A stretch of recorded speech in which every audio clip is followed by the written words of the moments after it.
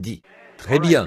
La justification. Très bien. Ce qu'il en était, c'est qu'après avoir déjà produit quelque chose qui n'aurait pas dû laisser mourir, cette chose, c'est qu'ils avaient de nouveau la Bible entre leurs mains. Les luthériens l'ont fait. Et une autre chose, c'est qu'ils avaient la doctrine de la justification par la foi.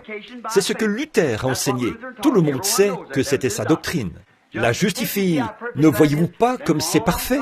Puis Wesley est venu avec la sanctification. Et voici les pentecôtistes qui sont venus avec le baptême du Saint-Esprit. C'est tout à fait parfait. Maintenant, tu as certaines choses. Attache-toi à ces choses maintenant et ne les laisse pas mourir. Si tu ne t'y attaches pas, je viendrai rapidement comme un voleur et tu retourneras dans la dénomination. Et c'est exactement ce qu'ils ont fait. Ils y sont retournés.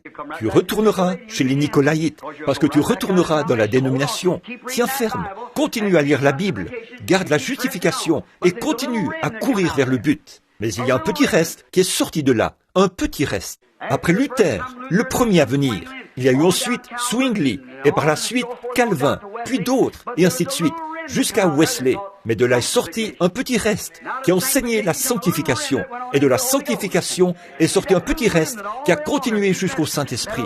Vous voyez, c'est le petit reste qui, tout au long, a maintenu cela. Cela en vie. Très bien. Mais troisièmement, ils sont sortis avec de nombreuses formes païennes de doctrine, dont, entre autres, la dénomination, le faux baptême.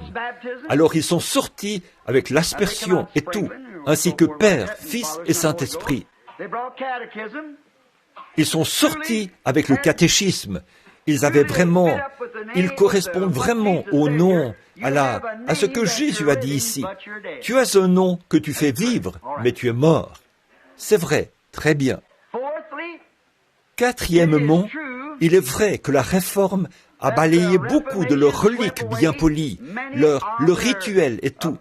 Mais au sein de l'Église, elle a échoué quant à la restauration censée être produite par la Réforme.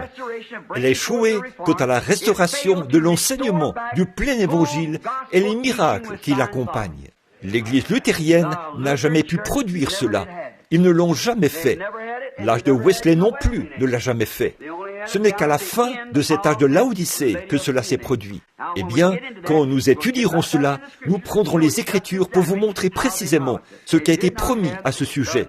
Ils n'ont pas restauré le réveil du Saint-Esprit. Ils se sont bel et bien détournés des idoles. Ils se sont détournés des idoles, ça c'est vrai. Ils ont ôté les idoles de l'Église. Marie, Joseph et Pierre et Paul, toutes ces idoles. Ils se sont détournés des idoles, mais ils ne se sont pas tournés vers le Christ ressuscité. Luther les a détournés des idoles, mais les a conduits vers quelque chose qui semble plus être de la politique ou une dénomination ou une organisation pour se donner une autre organisation, une image semblable à la première, et par la dénomination, essayer de la dépasser en nombre. Et aujourd'hui encore, ils se combattent. Les méthodistes veulent toujours que tous les baptistes deviennent des méthodistes. Et tous les luthériens veulent que tous les baptistes et tous les méthodistes deviennent des luthériens. Les pentecôtistes veulent que tous les baptistes, les luthériens et tous les autres deviennent des pentecôtistes. Vous voyez, vous ne faites qu'ajouter à votre dénomination. Mais pour commencer, ce n'est pas le programme de Dieu. Le programme de Dieu, en ce qui concerne la restauration, c'était de ramener ce qui était au début. Écoutez bien,